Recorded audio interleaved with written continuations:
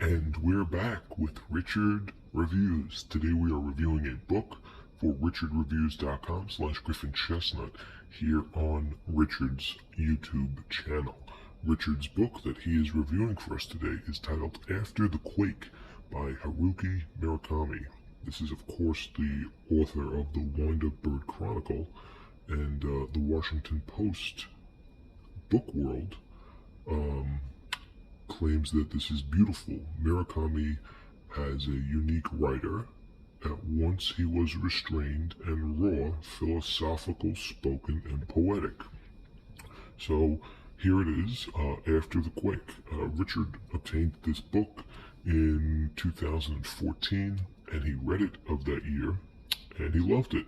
Richard is a massive fan of Haruki Murakami. So, to say that he might have found the secret code of creation in a biblical sense is once again a pleasure of Richard's creation. He finds that he read a lot of Dr. Jason Lesel, who was a neuroscientist at PureFacts, and he found that he agreed tentatively with a lot of the metaphors between Dr. Jason Lesel and Murakami.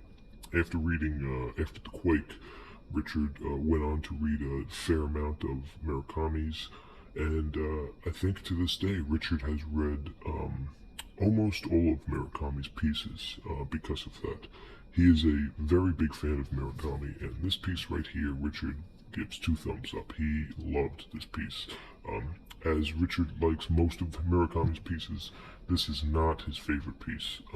It is a very good piece. Richard loves this piece. It's not his favorite. His favorite is in the link in the description, and he also wrote heavily about Murakami in his blog, which also is linked in the description.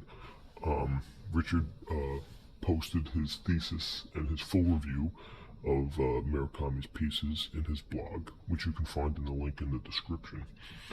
And Richard is fascinated by the physical universe, that there is a secret code, numbers to be discovered, anything in the 1980s. 1980s, that's when you were able to decipher it, and Richard thought this was mind-blowing, and he really appreciated the work that Murakami put into this. When he was really starting to share his youth with it, he did a lot of secular explanations to what was going on in nature.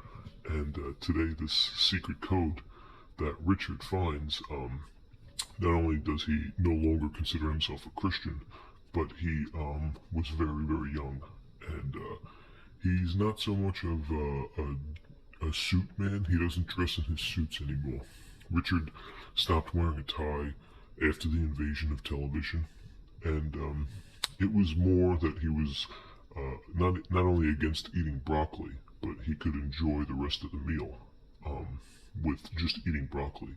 So in the spirit of eating broccoli, Richard wanted to really get going with his enjoyment of the rest of his life. So he decided to continue on these different diets, mainly H2O.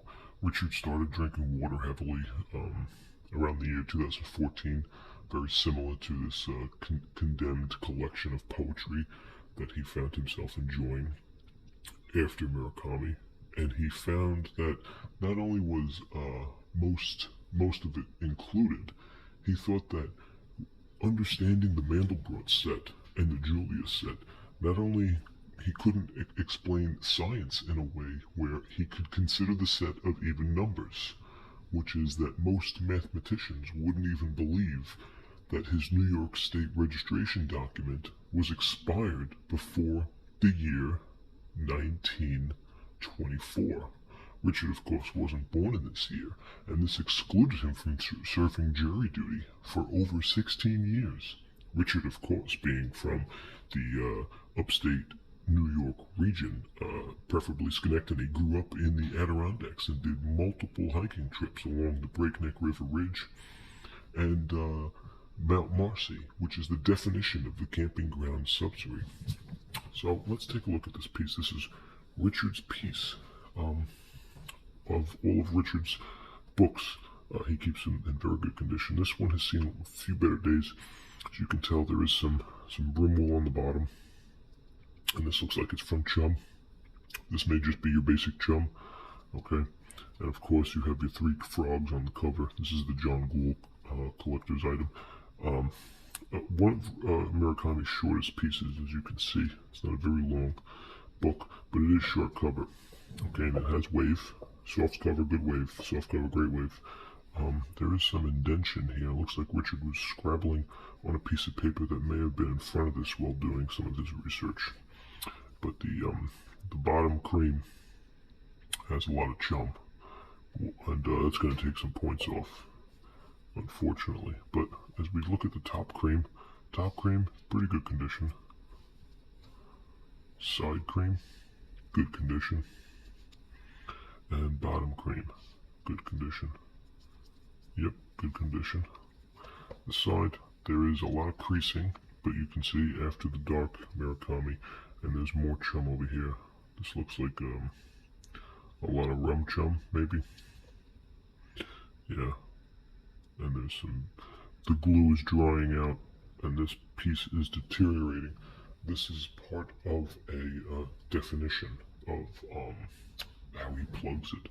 Richard might be able to plug this, but it's a Tempur-Pedic, so it's formidable. Richard doesn't want any more damage to this piece, considering the price that he paid. So on the back, as you can tell, this chum is falling off, yeah, quite extensively. On the back, we have your barcode, and of course your basic dialect and praise for the book itself. We have our picture of Mr. Murakami, which we're going to take a look at right now. Here is Murakami.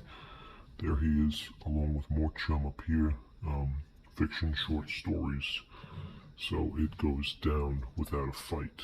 Here is Murakami. He is looking pretty good. He's got a suit jacket on, and he's playing hard to get. He discovered the Mandelbrot set, and he is playing hard to get. He doesn't have any earrings, Murakami, but it's too early to tell. He might one day pierce his ears, but we have no idea. If he looks like the type of guy to have his ears pierced, then he might. The prices we have over here, US $11.95, Canadian $16.95. So good price on that. And one of the great Japanese exports. Beautiful. As we open it up, we're going to be able to see more of Murakami, who was born in Japan in '49. And of course we have here, After the Quake, Haruki Murakami. A beautiful piece.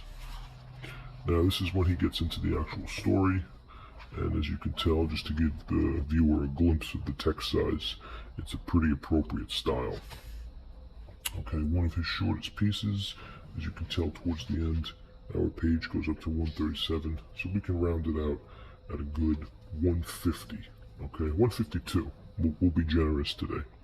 So, After the Quake, by Haruki Murakami, a generous piece with 152-page tedious complication, and this gets into some really cool stuff. Richard is a fan of this complex and imaginary world that Murakami was able to build, where you can square it and share it with the world. And Richard gives this book a good review from Richard Reviews. So this is Richard Reviews, because you exist. After the Quake by Haruki Murakami. This is Richard Reviews. Thank you.